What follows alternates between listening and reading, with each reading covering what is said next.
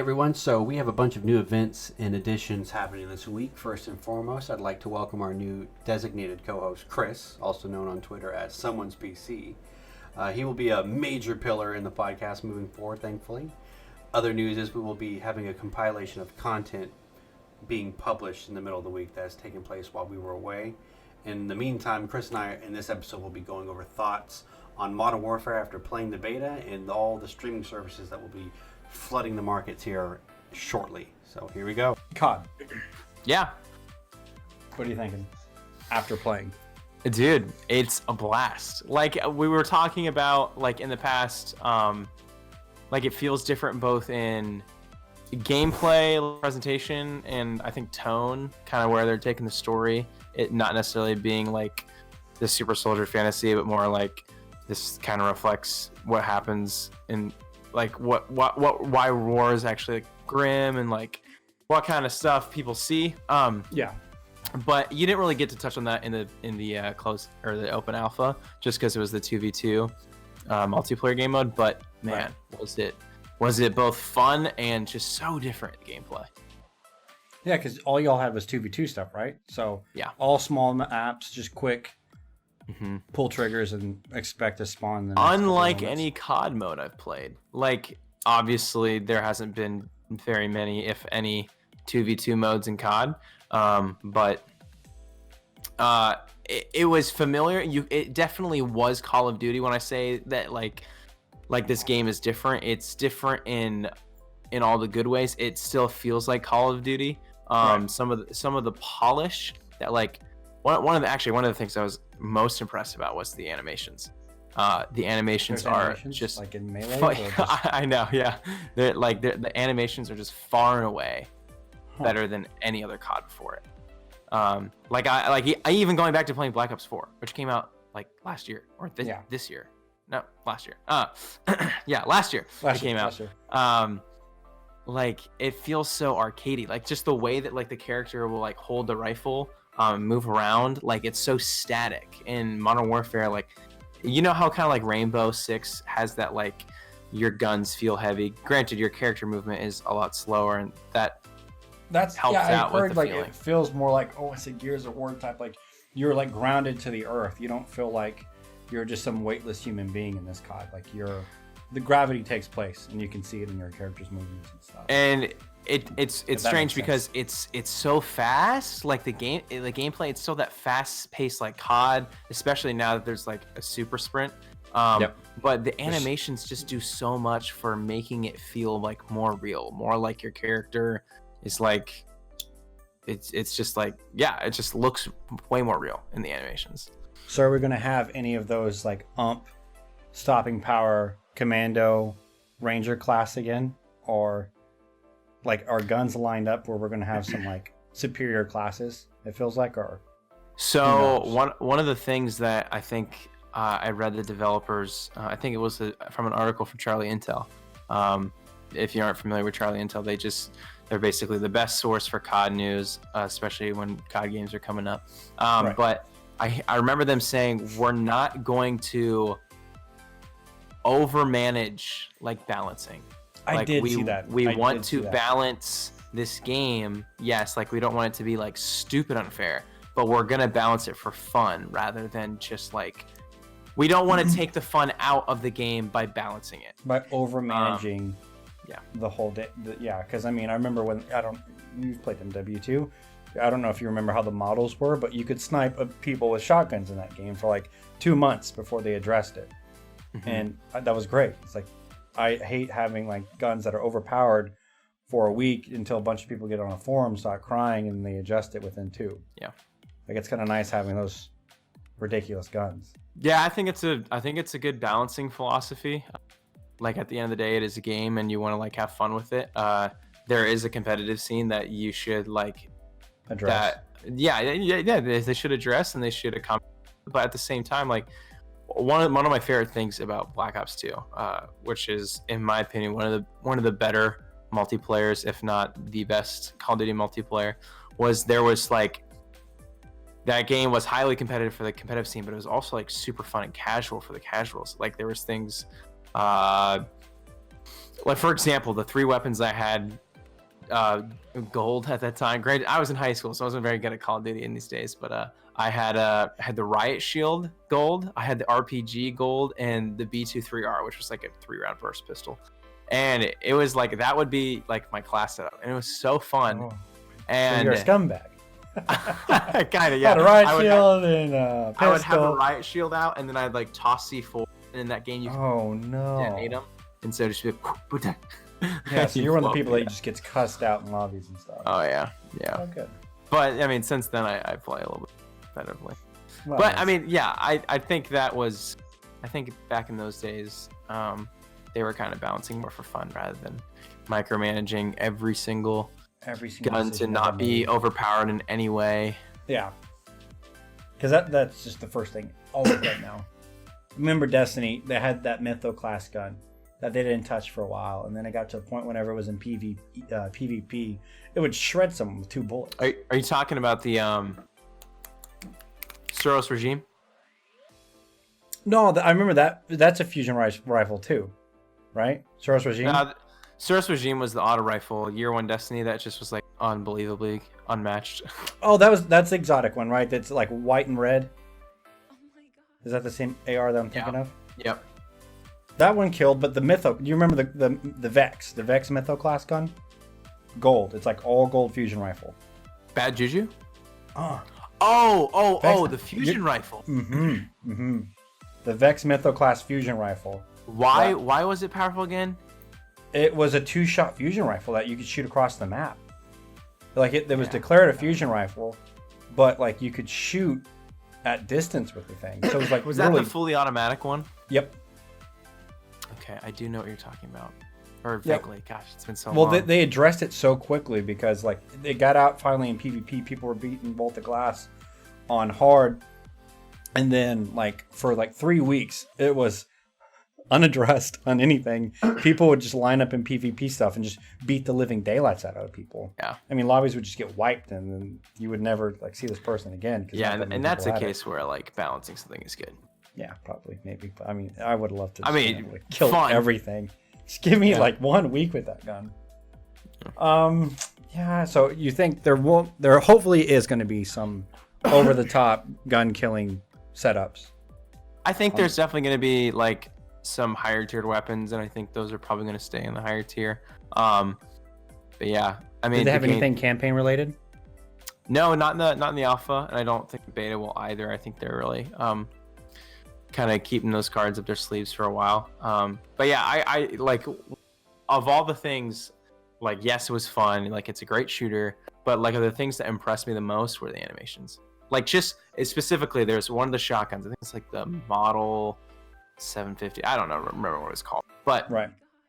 he has it in his like you kind of carry it in your shoulder and you like run with it. But the racking of rounds is like so tier 1 operator. Like this guy has spent hours and hours and hours training with this shotgun, and like he just like you see the gun like just not jiggle but like shift a little bit as he puts each round in, and like as he's chambering each round, it's just he holds it so confident.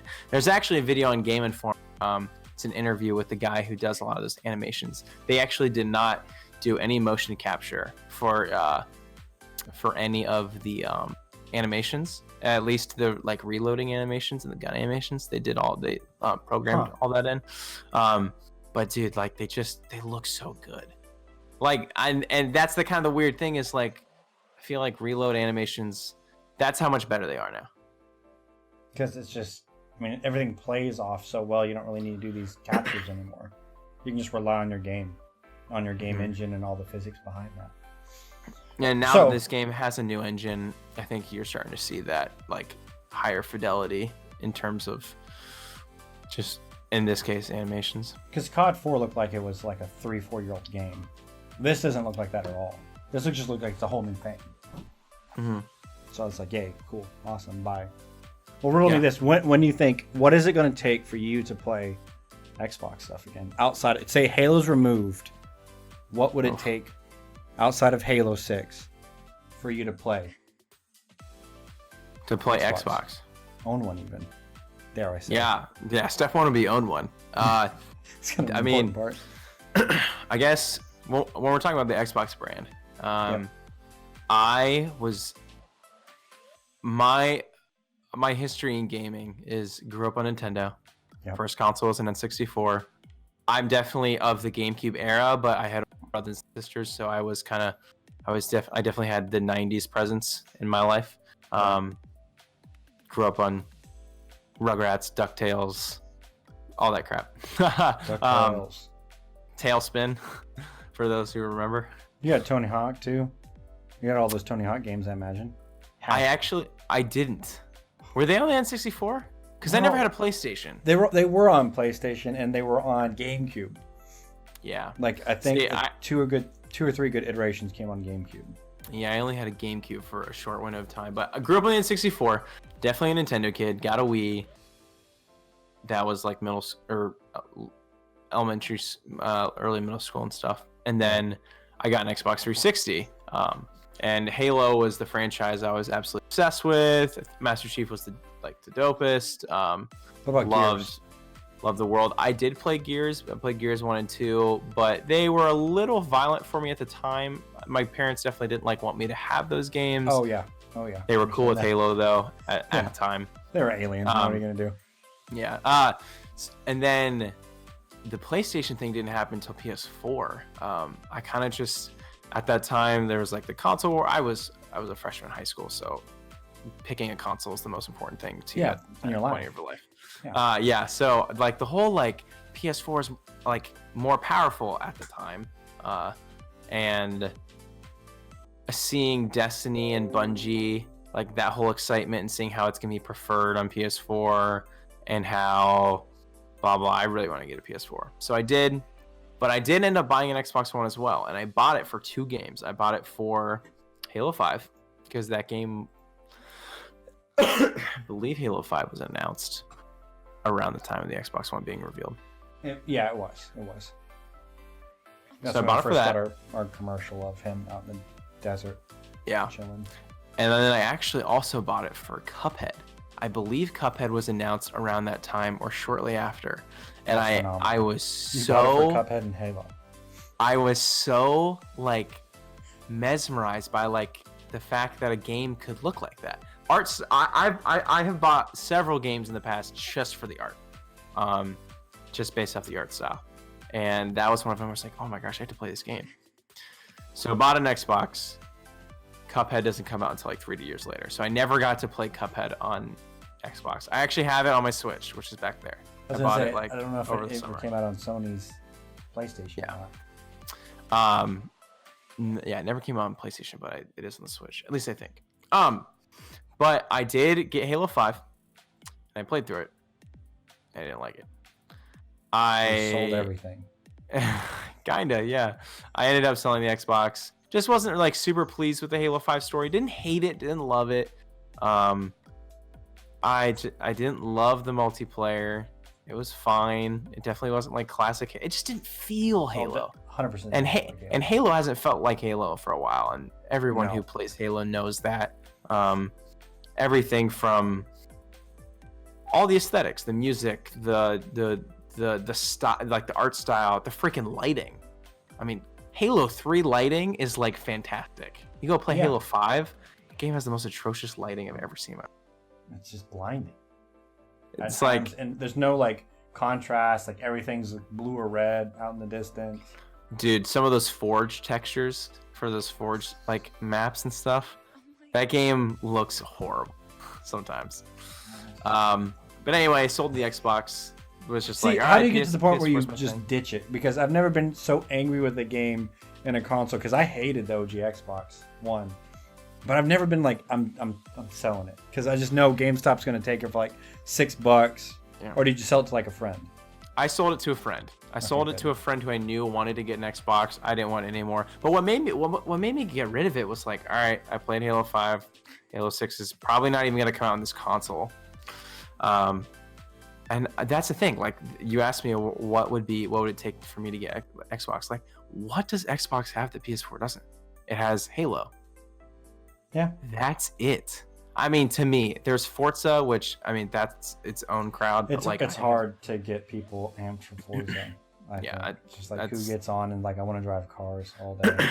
never interests me, never will. But like the Xbox brand, now the Xbox brand has some awesome things going for it now. I think Yeah. like infrastructurally, Xbox Live is better than PlayStation Now or Network or whatever. Yeah. The whole Xbox Game Pass is extremely consumer friendly. But like at the end of the day, what games do they have that PlayStation doesn't? And for me, it was Xbox, and I got a PS4, and I started dabbling in the PlayStation exclusives. I played, what's that? Not Uncharted. Uncharted is one of them. Yeah, Uncharted There's- just like that. Everyone goes crazy for that game. What's that It's with the chick, freaking right? game? The old man and the little girl, and then now it's like an old man. And, No, that's Last of Us. Yeah. That one's fantastic as well. I played that, loved it. No, at the very beginning of when PS4 came out, it's about this guy with superpowers, and it's in Seattle actually. Infamous. Wasn't it Infamous, yeah. Hey, there we go. I know stuff. So the first, so I played Infamous game. I was like, oh, this is like kind of a fun I exclusive. heard a lot of people like that game. I actually played it. He's got like electricity or something like that. Yeah. Static And shot, but so- he's white. I was like, okay, like PlayStation's got some stuff, and then like just more and more exclusives came out. I'm gonna have trouble remembering them because I didn't like remember. Well, But they had Killzone for a while. You guys had Killzone, yeah, 2 or Killzone whatever. Shadowfall was me. To me. but I never played But it. yeah, Last of Us, Uncharted. At the time, like Destiny had exclusive stuff. Whatever, it wasn't worth it. That wasn't worth the Switch, but it Do you think is- we're gonna lose these exclusive deals that they're having with hardware manufacturers at this point, or are we gonna keep seeing it? I feel like they're doing better when they don't have exclusive stuff. Like that was Destiny's big thing. They felt like it kind of devalued the other platforms' Destiny. Oh my god. I think where gaming is going in a very inclusive and Universal. consumer friendly, universal, like everyone plays to everyone. I think these big brands are going to exist, but I think like why you're choosing an Xbox over a PS4 or vice versa is no longer, oh, my friends are there. I Mhm. think it's going to be, no, like Xbox owns Halo and they have the Halo games and I can only play that on that console. I think it's just going to become more and more about first party exclusives than anything else. Not that first party exclusive Well, you now saw that means those anything theories more of than it did. You saw Switch is Xbox is considering putting the Xbox app service app on a Switch, and then that leads you to do, run the Xbox app with Game Pass would be on that, so you could run Halo off your Switch, you could run Gears off your Switch, because it's For gonna be running example, off when a I boot game up that's in the cloud. when I boot up Minecraft on my Switch and I'm playing with friends, I'm playing on Xbox Live Yep, on my Switch. Oh my god. So yeah, that's slept on. People don't really realize that. It's like yes, I think Sony's That's got some happening. catching up to do because it's inevitable. And at this point, if they just keep if they keep a wall up against crossplay, it's going to be bad PR. Especially Yeah. moving into a new console generation. I think they need to kind of get with it. This is where gaming is going. are you gonna buy Um, the Google Stadia thing where it's just a I'm remote not- and you play off a Chrome? No, I I'm thought not about it. convinced that it's time. I don't think everyone Eventually- has the internet. Yeah. Still, I yeah. certainly don't. Yeah, you two, you folks over there, downloading like 8 megs. I think those that have fiber, I think it's a great Google Fiber market. Like, I think it should be pumped like crazy with people that have Google Fiber or any sort of fiber in that matter.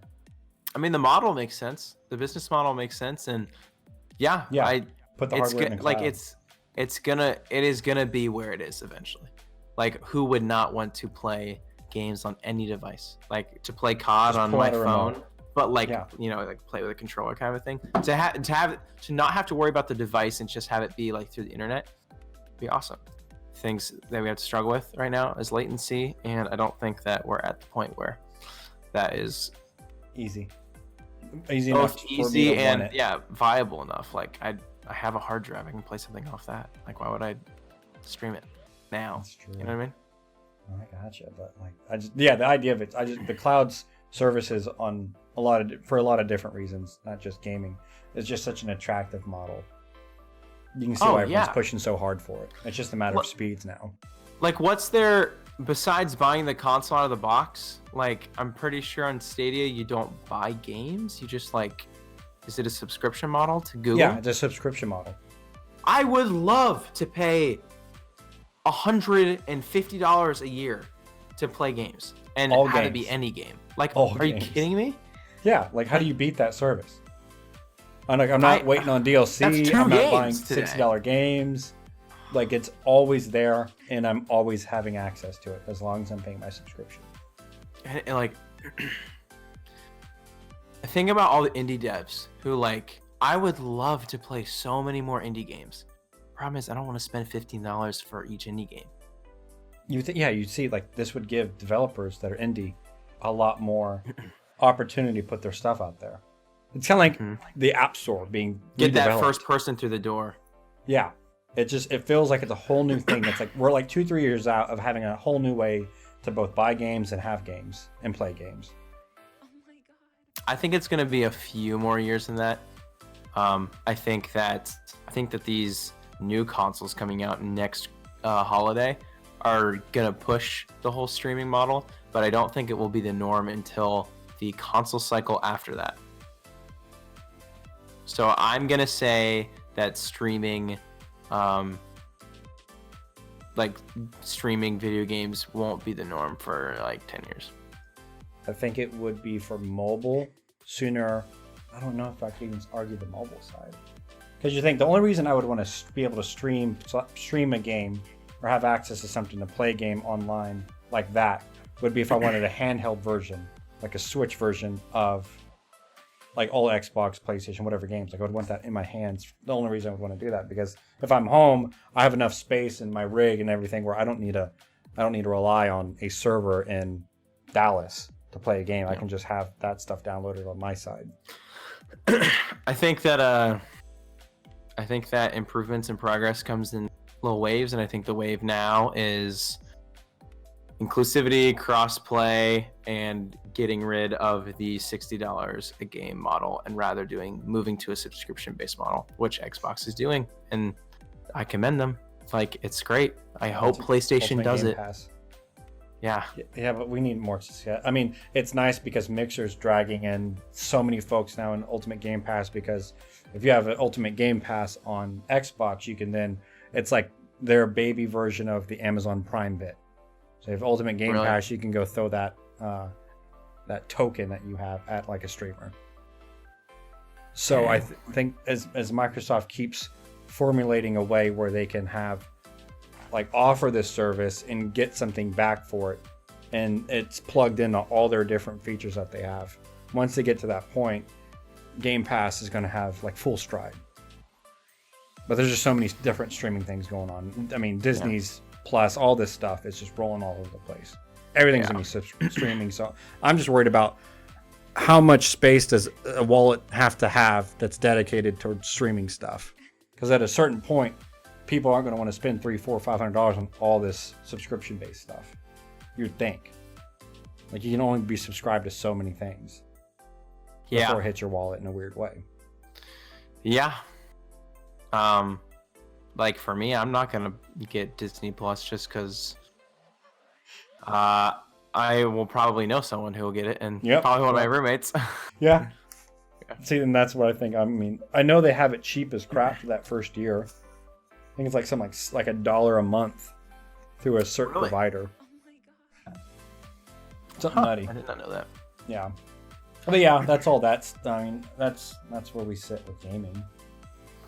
Yeah. So, but to answer your question, to get me to come back to Xbox, I mean, I have a lot of faith in Halo Infinite. I like we talked last. Very excited. The trailer was kind of a return to like Halo of old, but also something we've never seen from Halo. Like I've never seen a character that human in terms of that guy that was in that ship. Yeah. I want to be excited about Halo, totally, but I actually care more about the PS4 exclusives nowadays. Yeah, that's fair. I mean, it just shows what Microsoft lost in the consumer. They need to be aware, like, hey, you guys effed up when y'all screwed up Halo and y'all's exclusive stuff. And it's going to take years to fix that. Crazy, man. That was why people Xbox is like, oh, like the exclusive game, Halo. But Yeah, I mean, the OG Xbox One was released in the most worst fashion humanly possible, and they're paying for it. So I think that's why, I mean, they're trying to bundle up all these new exclusives coming out on the next gen all at the same time versus having such a fumbled launch, because they see, 5-6 years down the line, you're still remembering OG Xbox was dumb as hell, and I don't want to connect. Dude, yeah, first impressions, man, they matter. Especially with consoles. Like, dear Christ, like, you got pummeled for that Yeah. for a long time. So what's it going to take for you to come out to a PAX? Because after coming back from West, I feel like East or South is like in your window of opportunity. East has to be. That's in Boston. When is that on? When is that over? Say, I think let's throw it around spring break. Say you have the opportunity to go. Are you going? Disposable income is the biggest. Yeah, let's say between me and PAX. yeah. Say money's perfect and you're there. Like, what's your impression of PAX from what we've had discussions, or should I kind of run it out again? I mean, I've never necessarily been to like an entertainment expo, Right. quite like PAX. I had plans to once go to E3, but I ended up actually. Yeah, everyone has to go to E3 once. I've never actually been to E3, sadly, but I actually went to the IGN offices one day, and I got to meet pretty much everyone who works there, which was a great time. Right Not before they got laid off. What do you say? Right before they all got laid off. Actually, yes, it was before a lot of people left. So I guess I've never been to one of those entertainment expos. Very interesting though. Like, it'd be awesome.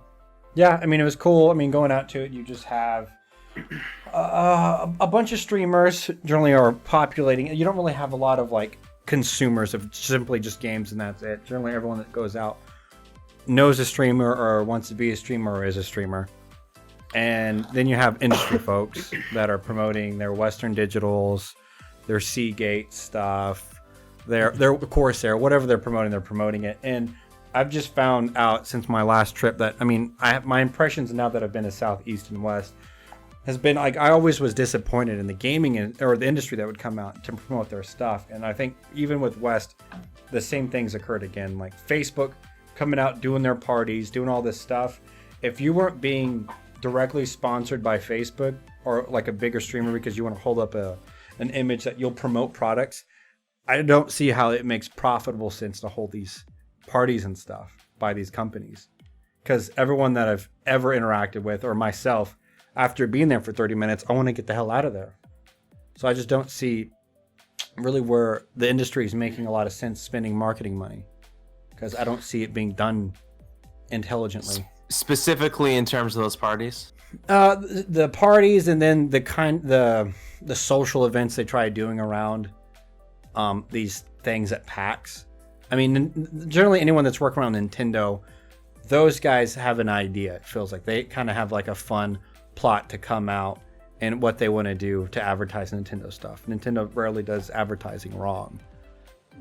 Thank God for them. But like for the AAA games and Sony and Xbox, it's just a big beluga well of wasted money. Well, give me an example of one that you kind of saw that was either really botched, or what was your opinion on that? Actually, Borderlands did all right.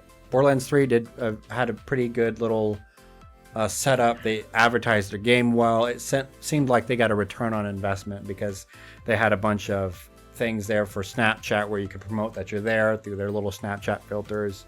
They had fun little VR things where you could plug yourself into characters, and so like they actually had a model where it was like, okay, I see that they're at PAX, I'm interested that they're in PAX. That was really cool what I did with them at PAX.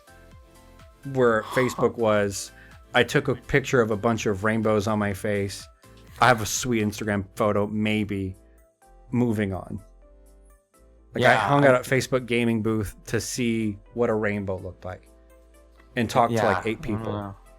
Like, thanks, Facebook. Come on. I feel like I got to get out to one of these to kind of really understand. I went to drag you out simply just to see, first time experience. Gun in your head, what did you think? Because I just haven't really been impressed. Sadly. Interesting. Huh. Yeah, I love Nintendo marketing. I would love to see kind of what they come up with in terms of like an advertising booth they have. Yep. That's why it was pumped to see him at E3. Like E3, the Switch was coming out, so Super Mario or Mario World or whatever the last Mario was, Mario Odyssey. Odyssey, that was promoted all over the place. I got to play it early. The whole Nintendo side was sweet. Like they had that, they had hints of Super Smash, they had the hints of the Metroid stuff, but like it was so visually appealing. Where Xbox and PlayStation were just like, we have Crackdown 3 here in a couple months. That'll suck. At PlayStation, we had a couple of their exclusives that their fans liked, but like no one on the other side of the table wanted to really give a shit about. Where Nintendo is just like, everyone just loves Nintendo. I know, man. That's why it's so fun to be excited about their brand. Like I play Nintendo now. I mean, that'll kind of change when COD comes out. Yeah. But as far as the like industry titans go, I feel like Microsoft and PlayStation or Xbox and PlayStation get super relevant like when the next console's coming out, because it's like the more powerful boxes and the console will be fun to be with, but like everyone loves Nintendo, and as a brand, I know what's it gonna take to like for one of those two brands to act like Nintendo, where people are just like, holy hell, like that's I'll great. wear a Nintendo hoodie like out in public. Yeah, like, I will exactly like, carry my Switch and like pull it out on the table and like play it. Like I don't know. Yeah. No, but like it's actually like I'm proud. Yeah, good for you for doing all that. But I'm like ecstatic about like having my Switch and pulling it out on the table versus like being excited about my Xbox remote and pulling that out on the table because I don't give a shit. Yeah. It just the whole Nintendo appeal is just I don't know what they did, but it's so. I have no problem saying like I have a Game Boy. I've never had a problem, and it may have been just that. Like when we were younger, growing up, we all had Game Boys. Starting from the flipping color or the standard, all the way to the Nintendo DS. Like maybe that's what it is. Like we're just like we all grew up with it. I feel like I could go downtown and take this like kind of not grungy, maybe that's the wrong word, but like kind of like this photo shoot and literally have my Switch with me and I would not be embarrassed. Cause in the headspace of at least my age, like Nintendo is just looked upon as but like being fun, like kind of like cool, like it's very self-aware that like they're just about having a good time, like they're not like pushing the boundaries of technology maybe. But like if I had like my Xbox controller with me or my PS4, that'd be like so cringy. You know what I mean? Yeah. I don't know, there's some like fun essence about Nintendo that everybody agrees is awesome. Even with PC stuff, like seeing those commercials that like Razer does, where you see all these like streamers and gamers getting down, putting on this big earmuff headset and just getting all animated. Even that is like a marketing disaster to me because it looks dumb as shit. But I see someone. It's so true. I see someone pull out a Switch. I'm like, okay, cool. And I just can't really identify why is that so fine, and it doesn't look scripted. It looks natural. And to me, it has to be just the years of Game Boys out in existence. Yeah, totally agree. You know what is interesting? Sorry, I've been playing with this knife because I like to fidget with my hands. I've been peeking back at you. You know what's so interesting is like, and I'm glad they did it. I was hoping that they did it around the Wii U time, but they didn't. Xbox has green. PlayStation has that like very like rich and royal blue. Oh yeah, big time blue. Nintendo hasn't marketed with red until the Switch. Like that super intense bright red that you like see the Nintendo. Yeah, that logo. Like yes, the Nintendo logo has always been red with like white, but like the Wii U had way more like light blue branding. The GameCube was like purple. The N64, the Wii was white. Like it was. I'm so happy. White with like a light blue. Like they're not pitted into a certain color. Yeah, you're right. Oh my god. Like not even the console, because I mean like your Switch is either blue and red or like gray. Who cares? Yeah. But like in all like the digital presentation of the brand, it was never like one uniform color. And now Nintendo, like even their website and everything is branded with this red color. And I'm so happy they decided to choose a color. Number one, choose a color, and then have it be very drastically different than the competition. And like you said, when I see that Nintendo Red, I'm like, all right, let's go, baby. And another thing with It's Nintendo, cool. you're not worried about their next generation of console at all. Mhm. Like I don't care if it's a shoebox. I'm happy. Which actually, Speaking Nintendo of it, Labo. released. I mean, oh god, that was kind of weird. I mean, I remember seeing that. I'm like, I mean, I don't know, but I'm glad y'all are doing stuff. But yeah, I don't really care what it does performance wise, as long Oh, as I it don't keep care like at if there's more Breath of Wilds, more Odysseys, more what we have with this Super Smash. I'm content. Like, I'm happy with what they're doing. Sony and Microsoft have always, I mean, like I should say Xbox and PlayStation, like, because they always release consoles at the same time, and like it always is like a performance battle. As with Nintendo, they've got their own thing going on. They release a console on their own schedule. It's not necessarily about performance. It's just about providing a gaming experience that is fun. And I think Nintendo has, like, I think they found something that works for them hardware wise. I think this concept of a console that is both Plug and play or just walk around. plug with and it. play or on the go, that is awesome. And I don't think their next console is just going to be on the TV. I think it's going to be something like the Switch. I It think has that to be. model It makes the works. most sense. It lets them remove the whole DS environment, the whole Game Boy environment, and it just brings them all into one system, which I think There they you also go. enjoy. It's all unified. And honestly, like, people have Loki.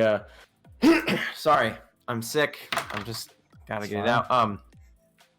People have kind of been crapping on the Switch Lite, but the people who have been doing that either own a Switch and they don't see like the purpose for them to own it. But like the Switch Lite makes a ton of sense. Like, say you want to Switch and you find yourself going to be playing it mostly handheld. Why not save $100? You know what I mean? For certain consumers, I think that works really well. Well, they I'm do a glad good they thing with not introduced it. devaluing their stuff, because an Xbox OG is like $12 at GameStop. The Switch is still pretty close near its price point. You know, you don't really get cheap, good deals on Nintendo hardware. It just stays at where it was released at. Yep. So I mean, it's also nice in regards, like, say you want to sell maybe your Pro or your Pro remote that you got. Like, you can still get a pretty good value on that. And they've always been good with selling games, because even if you buy the game and sell it 3-4 weeks later, you're not taking it for a crazy loss. No. I don't know how they In feel fact, my roommate just he just went to GameStop and he traded in a Super Mario Odyssey. Guess how much he got for it at GameStop? 35. All the money, which is All the pretty money? good. Yeah, he got 30. He got 35 They bucks. thought it was on the money. Oh, okay, perfect. Look at me. I should work at GameStop. Oh, yeah, I don't think he want that cheap. No, Jesus Christ. They'll be out of business in a week. Speaking of a dying business model, jeez Louise, so pops. I know. They do. $35, At this point. That's still pretty solid. Yeah, totally. For a game Compared- that came out last year, 2 years ago. I think 2 years ago. Yeah, I 2 wonder how years much- ago. The real test would be how much would Breath of Wild be if I traded in, because that came out on launch just about. Oh my god. It did come out in launch, but it's still one of the best games ever released. I would argue Oh, easily.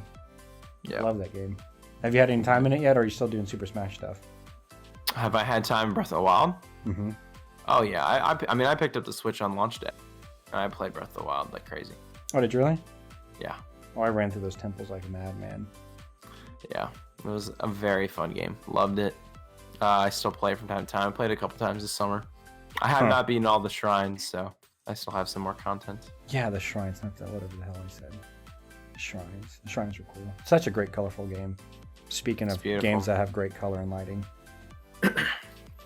Huh, well, I guess going into next week, I'll be talking more about probably Gears 5 on does Gears mean anything to me anymore? That'll probably be what's popping up next. I mean, the news will be the news, so we'll have stuff to kind of really, because this news week cycle has just been a bunch of dead people, and as heartwarming as that is, Jeez, I our know. topics were a little more, a little bit lighthearted. yeah. So yeah, next news week will be next news week, and then good old Gears 5. Awesome, man. included Well, Halo it was a stuff. great chat. It always is. Yeah, as always, we'll keep chugging along with it. Cool. Okay. Well, I love you. This has been fun.